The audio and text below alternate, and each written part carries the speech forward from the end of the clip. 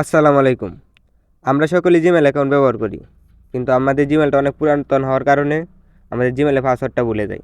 তো এই পাসওয়ার্ডটা কীভাবে রিকভার করব সে বিষয়টা আজকে জানার চেষ্টা করব। তো আপনাদের সাথে আছে আমি মাসুদ। আপনারা দেখছেন মাসুদ টেক জোন। তো চলেন শুরু করি। সো গাইস, আমরা প্রথমে আমাদের ফোনের থেকে জিমেইল অপশনটা খুঁজে বের করব। জিমেইল অপশনটা খুঁজে বের করার পর আমরা সিম্পলি জিমেইলে চলে যাব। জিমেইলে চলে যাওয়ার পর আমরা উপরের দিকে একটা প্রোফাইল আইকন পাইব। সেই আইকনের উপর একটা ক্লিক করে দেব।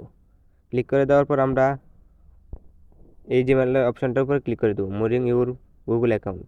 এটার উপরে একটা ক্লিক করে দেবো। ক্লিক করে দেওয়ার পর এরকম একটা অপশন আসবে, সেখান থেকে আমরা সিকিউরিটি অ্যান্ড সাইন ইন এর উপরে ক্লিক করে দেবো। এটাকে ক্লিক করে দেওয়ার পর এরকম একটা অপশন আসবে। তো এরকম একটা অপশন আসার পর আমরা একটু উপর দিয়ে স্ক্রল করব। স্ক্রল করার পর আমরা একটা পাসওয়ার্ড নামের অপশন পেয়ে যাবো। এই পাসওয়ার্ড অপশনের উপরে একটা ক্লিক করে দেবো। ক্লিক করে দেওয়ার পর একটু লোডিং নেবে। লোডিং নেওয়ার পর আপনার পিন অথবা ফিঙ্গারপ্রিন্টটা দিয়ে দিবেন।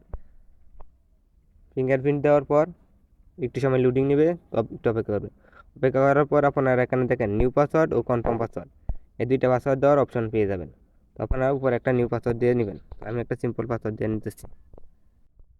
তো এভাবে একটা পাসওয়ার্ড দিয়ে দিবেন। দেওয়ার পরে আপনারা চেঞ্জ পিনের উপরে ক্লিক করে দেবেন।